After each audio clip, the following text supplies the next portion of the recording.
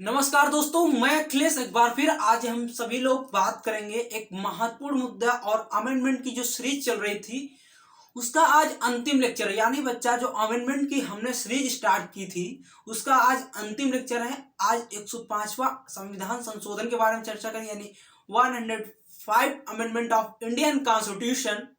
ठीक है, भारत सरकार के द्वारा भारत के संविधान में जो 105वां संविधान संशोधन किया गया इसके बारे में जानेंगे। और आज से कंप्लीट होगी हमारे अमेंडमेंट की सीरीज। बहुत खुशी हो रही है कि पूरे यूट्यूब की हिस्ट्री में पहली बार फर्स्ट अमेंडमेंट से लेकर आज अंतिम अमेंडमेंट को कंप्लीट किया गया। लगभग 50 लेक्चर हुए हैं इससे संबंधित, और उन 50 लेक्चरों में मैंने सारे महत्वपूर्ण अमेंडमेंट पढ़ाए हैं। और पूरे यूट्यूब की हिस्ट्री में मैं गारंटी ले रहा हूं, जितनी अच्छी तरीके से मैंने एक एक अमेंडमेंट समझाया है, अगर आप लोगों ने इसको पढ़ा तो चाहे प्रीलिम्स का एग्जाम हो, चाहे मेंस का एग्जाम हो, किसी भी संविधान संशोधन कहीं भी पूछा जाए, किसी भी वनडे एग्जाम में, इससे बाहर नहीं जाएगा। इससे डिटेल में कभी भी कोई एग्जामिनर नहीं पूछ सकता। सब कुछ वो बताया जो एग्जामिनर आपसे पूछता है, या पूछने जाने की शंका है, या पूछा जा सकता है। उन सभी मुद्दों पे हमने चर्चा की एक एक करके, और मैं गर्व से कह सकता हूं कि आज मुझे इस अमेंडमेंट की सीरीज खत्म करने के बाद पूरा विश्वास है कि आप सभी लोग इस अमेंडमेंट की सीरीज को पसंद करेंगे और अपने दोस्तों में जरूर शेयर करेंगे और उनसे बताएंगे कि अमेंडमेंट की ये सीरीज बहुत बेनिफिट होगी। और उम्मीद करता हूं आप लोग इसी आशा के साथ अब हम लोग पॉलिटी को एक विस्तार की तरीके से पढ़ेंगे, यानी पॉलिटी ऐसे पढ़ेंगे जो पॉलिटी होगी जिससे आप नोट्स बनाएं। यानी अब हम लोग स्टार्ट करेंगे अपने इस प्लेटफॉर्म पे पॉलिटी की क्लास। डेली एक लेक्चर मिलेगा, पूरी पॉलिटी जीरो से लेकर, यानी पहले दिन से लेकर संविधान सभा के गठन से लेकर उन सारे मुद्दों पे बात करेंगे जिनको जरूरत है। ठीक है, सबके बारे में चर्चा करेंगे, एक एक करके जानेंगे, एक एक करके। तो आज का बच्चा हम लोग संविधान संशोधन का जो अंतिम पड़ाव पे अंतिम लेक्चर पे पहुंचे उसको बताएंगे, चर्चा करेंगे। चलिए देखो बच्चा, हम बात करेंगे संविधान संशोधन का। ये जो मुद्दा है 105 बहुत ज्यादा चर्चा में है, चर्चा में था, चर्चा में रहेगा बहुत ज्यादा, क्योंकि ये संबंधित है आरक्षण से। ठीक है, तो आज जानेंगे। उसके पहले बच्चा जानते हैं एक 1992 में क्या केस होता है। इंदिरा साहनी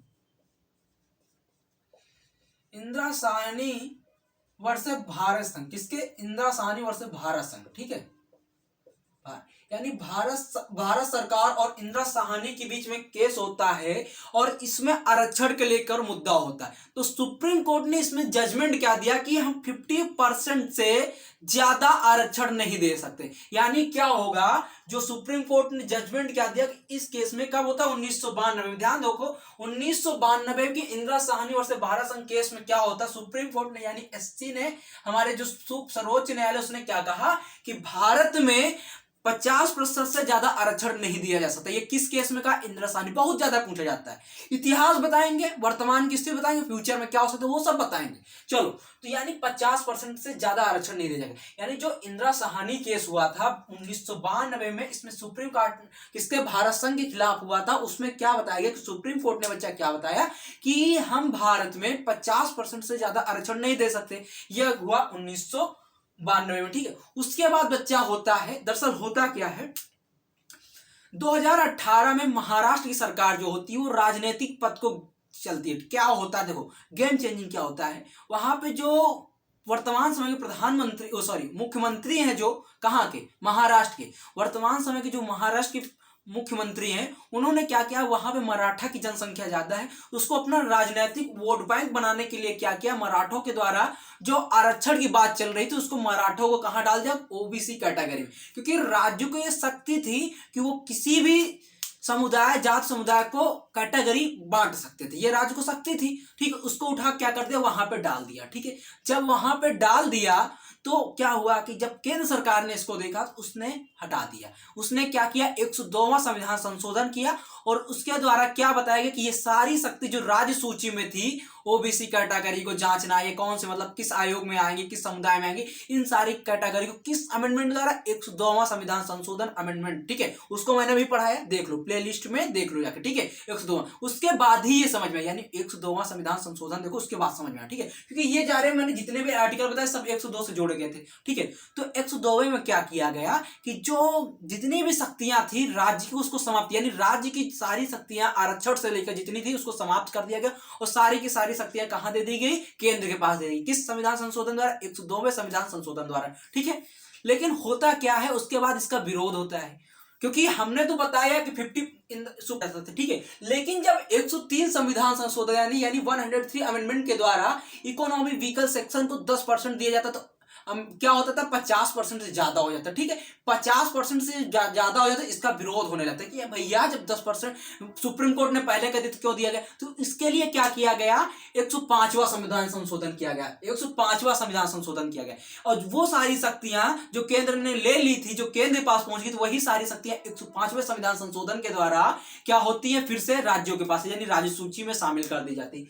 तो देखो क्या होता है, देखो मुद्दा क्या है बच्चा, इतनी बात समझ में आई, नहीं समझ में आई तो देखो पहले जानो कि ये जो सारे आर्टिकल मैंने लिखे हैं क्या लिखे। देखो ये आर्टिकल क्या है, आर्टिकल 338B, 342A और उसके बाद 366 के क्लॉज नंबर 26 का C। ठीक है, इन सबके ये सारे जितने भी केस जुड़े गए, ये वाले जितने भी मुद्दे, ये वाले जितने भी हैं बच्चे, ये किसके द्वारा जोड़े गए, तो 102 संविधान संशोधन, यानी जो संविधान संशोधन हुआ था बच्चा 102 के द्वारा ये सारी चीजें जोड़ी गई थी। ठीक है, तो पहले ये जान लो कि इसमें कहा क्या गया है, उसके बाद हम बताएंगे ये वाली जितनी 102 संविधान संशोधन के द्वारा ये जितनी शक्तियां दिख रही हैं, 338B, 342A, 366 का 26 क्लॉज C, ये सारी 102 के द्वारा जोड़ी गई और ये जितनी भी शक्तियां देगी बच्चा किसको दे दी, केंद्र को दी गई। यानी जितनी भी शक्तियां केंद्र को, और राज्य से किससे, राज्य से ले ली गई थी, यानी जितनी भी सारी शक्तियां थी राज्य से ले ली गई थी। तो देखो 338B के तहत क्या बताया गया, राष्ट्रीय पिछड़ा आयोग का गठन,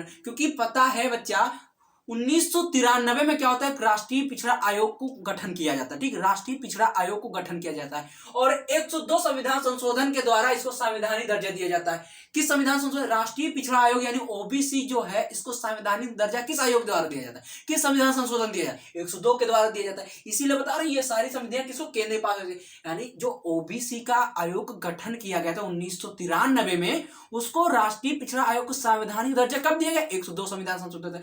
मैंने जो पढ़ा है उसको देखो तो समझ में आ जाएगा। ठीक है, 102 वाला देख लेना, समझ में आ जाएगा, उसके बाद ये वाला देख लेना। ठीक है, समझ में आएगा। तो यानी 102 के द्वारा क्या हुआ, राष्ट्रीय पिछड़ा आयोग को क्या हुआ, संवैधानिक दर्जा दिया गया। जब संवैधानिक दर्जा दिया गया तो यानी बताएगा जो 338B में है राष्ट्रीय पिछड़ा आयोग का गठन, यानी जो एक संवैधानिक दर्जा हो गया, क्योंकि 338 और 338A में SC और ST के लिए बात कही गई ना, उसके बाद 338B में क्या बताया, राष्ट्रीय पिछड़ा यानी ओबीसी के लिए बताया। ठीक है, राष्ट्रीय पिछड़ा आयोग का गठन की बात की, इस संवैधानिक दर्जा, जैसा ही संवैधानिक दर्जा होना किस संविधान संशोधन, 102 के द्वारा हुआ। ये सारी बातें 102 के द्वारा हो रही है। ठीक है, उसके बाद 342A में क्या बताया कि जो राष्ट्रपति होगा किसी भी राज्य केंद्र शासित प्रदेश में, किसी भी राज्य केंद्र शासित प्रदेश में या राज्य में क्या करें, गवर्नर की मदद से, गवर्नर जो होगा, गवर्नर की मदद सामाजिक और शैक्षणिक वर्गों के आधार पर राष्ट्रीय पिछड़ा आयोग में शामिल कर सकते हैं। यानी किसी भी समुदाय को जो सामाजिक और शैक्षणिक, यानी कैसे, सोशल और शैक्षणिक मतलब एजुकेशन, ठीक है, सामाजिक और शैक्षणिक वर्ग से पिछड़ा है, उसको कहां शामिल कर सकते हैं, राष्ट्रीय पिछड़ा आयोग में।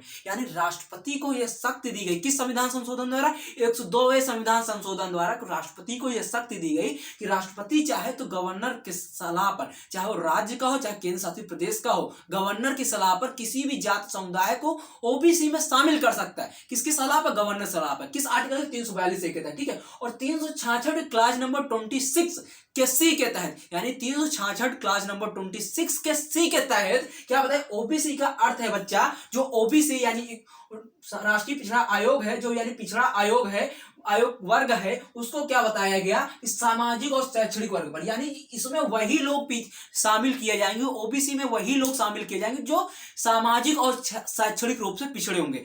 अब बताओ ये कैसे पहचान करता है, तो देखो ये सारी चीजें जो पहचान करती है केंद्र सरकार या राज्य सरकार, ये हमारे यहाँ जनगणना होती है, तुमको सबको पता है कि जब जनगणना होती है, सेंसस होती है, उसके आधार पर एक कमेटी बनाई जाती है, उसके आधार पर एक निगरानी की जाती है, उसके बाद एक समीकरण बनाया जाता है, एक पूरी रिपोर्ट तैयार की जाती है, उसके आधार पर हम क्या करते हैं, जितनी भी जात समुदाय होती है उसको शामिल कर देते हैं। और ओबीसी में लगभग 3700 प्लस जातियां शामिल हैं, यानी 3700 प्लस जातियां ओबीसी में शामिल है। ठीक है, कितनी, 3700 प्लस, कितनी, 3700 प्लस कास्ट इसमें जातियां शामिल है बच्चा, जातियां शामिल है। ठीक है, ठीक है, जातियां इसमें शामिल है। ठीक है, मतलब 3700 प्लस जातियां ओबीसी में शामिल है। किसमें बच्चा? ओबीसी में शामिल है। ठीक है, किसमें?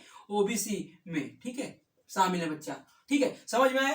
तो ये सारी जातियों को किस आधार पर? सेंसस के आधार पर रखता है, ठीक, जनगणना के आधार पर शामिल कर देते हैं। तो ये समझ में आया, जो 2366 के क्लॉज नंबर 26 का सी है क्लॉज, उसमें क्या बताया? जो ओबीसी है उसका अर्थ क्या बचा? सामाजिक और शैक्षणिक आधार पर। इतना बात समझिए, यानी जो ओबीसी में जो भी लोग शामिल होंगे वो किस आधार पर शामिल होंगे? सामाजिक और शैक्षणिक आधार। ये सारी बातें, जितनी बातें हुई थी बच्चा 102 के तहत हुई थी, 102 के बाद। और इसके बाद क्या बताया? ये जितनी भी कार्य करेगा ये सिर्फ कौन कर सकता है? केंद्र कर सकता है, केंद्र कर सकता है 102 के तहत। ठीक है, क्योंकि मराठा वाला जैसे केस हुआ था, केंद्र सरकार ने क्या किया था? 102 संविधान संशोधन और राज्य से वो शक्ति छीन ली थी। लेकिन जब विरोध होता है तो 105वां संविधान संशोधन होता है। 105वां संविधान संशोधन जो होता है, इसका जो बच्चा संविधान संशोधन यानी अधिनियम तो 105वां है, लेकिन जो बिल था कौन सा था? 127वां, 127। ये 127 क्यों है बच्चा? इसका जो एक्ट तो ये बना और ये बिल क्यों इतना लंबा हो गया? मतलब आगे कैसे? देखो क्या होता है, जो बिल है और अधिनियम है, इनमें डिफरेंस क्या है? इसका एक वीडियो बना दिया है, मैंने एक वीडियो डाल दिया था। ठीक है, उसका लिंक डिस्क्रिप्शन में दे देंगे, नीचे देख लेना। लेकिन अभी मैं ऐसे भी बता दूं आपको, तो बिल वो होता है बच्चा जो कानून के सरकार के द्वारा प्रस्ताव रखा जाता है, ठीक है, उसको संशोधन के लिए। लेकिन संशोधन नहीं, जब तक वो संशोधन नहीं हुआ तब तक वो बिल है। और जैसे ही वो संशोधन हो गया, अमेंडमेंट हो गया, कानून बन गया, जैसे वो लॉ बन गया, वैसे वो क्या कहलाता है? एक्ट कहलाता है। तो कई बार ऐसा होता है बिल तो रखे जाते हैं लेकिन पास नहीं होते, लेकिन बिल की तो संख्या बढ़ गई, इसका मतलब बिल तो बढ़ते गए, लेकिन जो एक्ट है, कानून है, जो अधिनियम है, वो तो घट गए। इसलिए क्या हुआ? जो पास हुआ वही अधिनियम बना, वही एक्ट बना, वही कानून बना। इसलिए क्या? 105वां अमेंडमेंट है, लेकिन बिल कौन सा? 127। इतनी बात समझ में? चलो, इतनी बात समझ में। तो अब ये जितनी भी शक्तियां थी इसमें क्या बताया गया? 105वें के तहत। ऐसे देखो बच्चा, 105वें के तहत इसको ऐसे जोड़ दे रहे हैं। ठीक है, 105वें के तहत क्या बताया गया? जितनी भी शक्तियां, ये सारी शक्तियां राज्य सूची में भी शामिल कर दी गई, राज्य सूची में भी शामिल कर दी गई। ठीक है,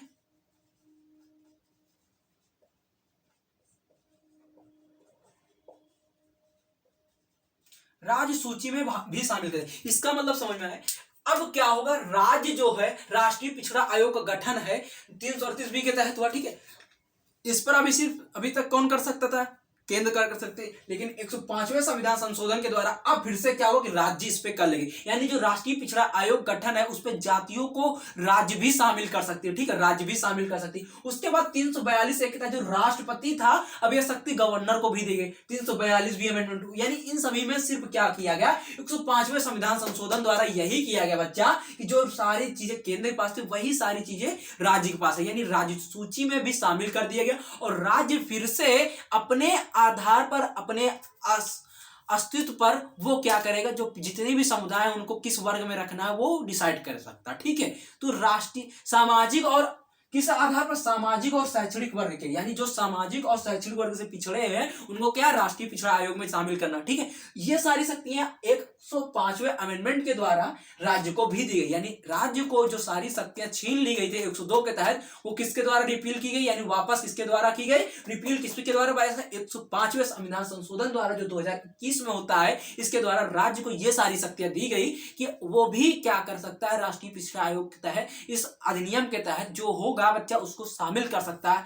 ठीक है, शामिल कर सकता, यानी सारी समुदायों को, वो जो भी जिस स्तर पे होगा उसको, सामाजिक और शैक्षणिक स्तर पे है तो उसको शामिल कर सकता, यानी सारी चीजों को जो शक्तियां उससे छीनी गई थी वही वापस दी, यानी रिपील कर दी। समझ में आया 105वां क्या? तो सीधी सी बात ऐसे समझो, जितनी सारी शक्तियां 102 के तहत छीन ली गई थी राज्य को, उसको वापस कर दिया। क्या है कि अब राज्य चाहेगा तो सामाजिक और शैक्षणिक वर्ग पर वो सूची बनाकर एक लिस्ट बनाकर रिपोर्ट बनाकर उनको शामिल कर सकता है, जाति को। ठीक है, वो कास्ट को, समुदाय को, क्षेत्र को। ठीक है, क्षेत्र तो नहीं आएगा, समुदाय आएगा ना, एक कम्युनिटी आ जाएगी जिसको शामिल करना। ठीक है, ये होता है।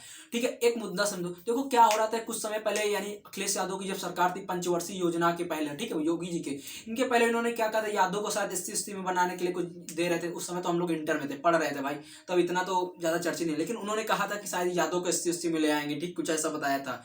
ठीक है, वो मुद्दा चर्चा में था। ठीक है, तो ये सारी चीजें इसी संविधान संशोधन के ऐसी शक्तियां थी। उसके बाद 102 के द्वारा छीन ली गई थी, फिर लेकिन 105 के द्वारा फिर से देगी क्योंकि विरोध हो रहा था मराठों द्वारा। ठीक है, ऐसे कई सारी चीजें होती है। तो कुछ चीजें होती हैं जो संविधान में सुधारनी चाहिए, जिनके लिए होना चाहिए। ये सब एक आरक्षण एक ऐसा मुद्दा है जिन पे हम 10 घंटे आपसे बात कर सकते हैं, मुद्दा खत्म नहीं होने वाला, हम आपस में डिस्कस नहीं कर सकते। इसलिए ऐसा है कि इतना ही समझो, यानी 105वां संविधान संशोधन समझ में है, सीधी सी भाषा में क्या है, अंतिम भाषा में क्या है, तो वो सारी शक्तियां जो राज्य से छीन ली गई थी 102 के तहत, वही 105 के तहत दे दी गई। यानी अब राज्य भी क्या करेगा, राज्य सूची में ये बात कह दी गई है, यानी राज्य भी चाहेगा तो राष्ट्रीय पिछड़ा आयोग वर्ग में किस समुदाय को रखना, किस जात को रखना, वो कर सकता है, उसको ये संवैधानिक दर्जा दिया गया। ठीक है, राज्य सूची में शामिल कर दे तो उसको संवैधानिक दर्जा दे दिया गया। ठीक है, समझ में आए, समझ में आए, यानी वो अब राज्य शामिल कर सकता है। ठीक है, राष्ट्रीय पिछड़ा वर्ग आयोग में। चलो आज के लिए इतना ही। अच्छा लगा तो लाइक करो, चैनल को शेयर करो, सब्सक्राइब अपने दोस्तों में जरूर शेयर करो, क्योंकि ये आज का अमेंडमेंट की सीरीज का अंतिम वीडियो था। और अब जो भी अमेंडमेंट है उसको, जो भी सरकार द्वारा, उसको हम डिस्कशन करेंगे, ब्रीफली करेंगे, बड़े अच्छी तरीके से एक्सप्लेन करके करेंगे, लेकिन ये तो शेयर करो। तो आज के लिए इतना ही, पढ़ते रहे, मुस्कुराते रहे। जय हिंद, जय भारत।